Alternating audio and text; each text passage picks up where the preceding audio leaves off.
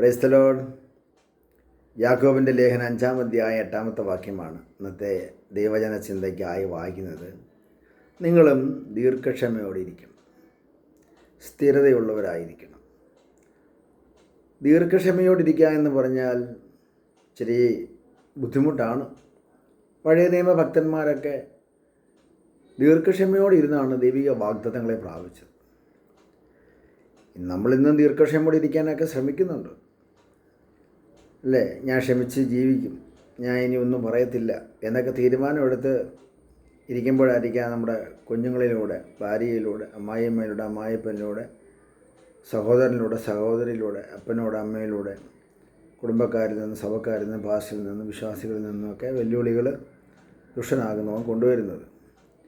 അത് കൊണ്ടുവരുമ്പോൾ നമുക്ക് പ്രയാസങ്ങളുണ്ടാകും അല്ലേ. അപ്പോൾ നമ്മൾ തീരുമാനമെടുത്തതൊക്കെ ഓർക്കത്തില്ല, മറന്നു പോകും, പിന്നെ എന്തെങ്കിലുമൊക്കെ അങ്ങ് പറഞ്ഞു പോകും അല്ലേ. അപ്പോൾ ദീർഘക്ഷമ നഷ്ടമാകും, ക്ഷമയും നഷ്ടമാകും, ദീർഘക്ഷമയും നഷ്ടമാകും. മോശയും ദീർഘക്ഷമയോടിരുന്നെങ്കിൽ ദൈവപ്രവൃത്തി കാണാമായിരുന്നു.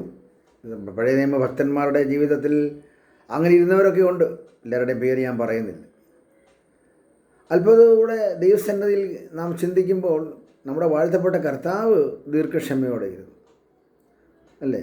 എല്ലാറ്റിലും ദീർഘക്ഷമയുണ്ടായിരുന്നു കർത്താവിന്. അങ്ങനെ ദീർഘക്ഷമയോടെ ഇരുന്നത് കൊണ്ടാണ് സാത്താനെ ജയിപ്പാൻ തക്കവണ്ണം ഇടയായത്. ഈ ലോകത്തിൻ്റെ പ്രഭു വരുന്നെന്നാണ് കർത്താവ് പറഞ്ഞത്. ലോകത്തിൻ്റെ പ്രഭു ആയ സാത്താന്യ ശക്തികൾ വെല്ലുവിളിയോടെ കർത്താവിനെ എന്തെല്ലാം നിലകളിൽ പരീക്ഷിച്ചു അല്ലേ. പക്ഷെ അവിടെയെല്ലാം കർത്താവ് ജയിച്ചു. ഇതേപോലുള്ള പരീക്ഷകൾ നമുക്കും ഇല്ലേ.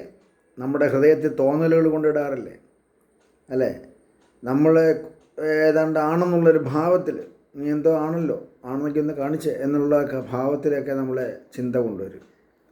അതിൽ നിന്ന് നമ്മൾ വഴിപ്പെടരുത് കേട്ടോ, പരീക്ഷിക്കപ്പെടരുത്, വിശ്വാസത്തിൽ വഞ്ചിക്കപ്പെടരുത്. അവൻ വിശ്വാസവഞ്ചകനാണ്. അതുകൊണ്ട് ദീർഘക്ഷമയോടെ ഇരുന്ന് എന്താ വാഗ്ദത്തം തന്നിരിക്കുന്നത്? യേശു കർത്താവ് വരും, വിശുദ്ധന്മാരെ ചേർക്കും.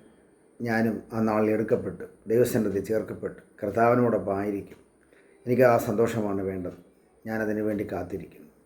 ഈ ഭൂമിയിലെ ഒരു സന്തോഷം എനിക്ക് വേണ്ട, എനിക്ക് കർത്താവിലുള്ള സന്തോഷം മതി എന്ന് വിശ്വസിച്ചുകൊണ്ട് സ്ഥിരതയുള്ളവരായി ദൈവനാമത്തിന് വേണ്ടി നിൽപ്പാൻ ദൈവം നമ്മളെ ഈ വചനങ്ങളാൽ സഹായിക്കട്ടെ.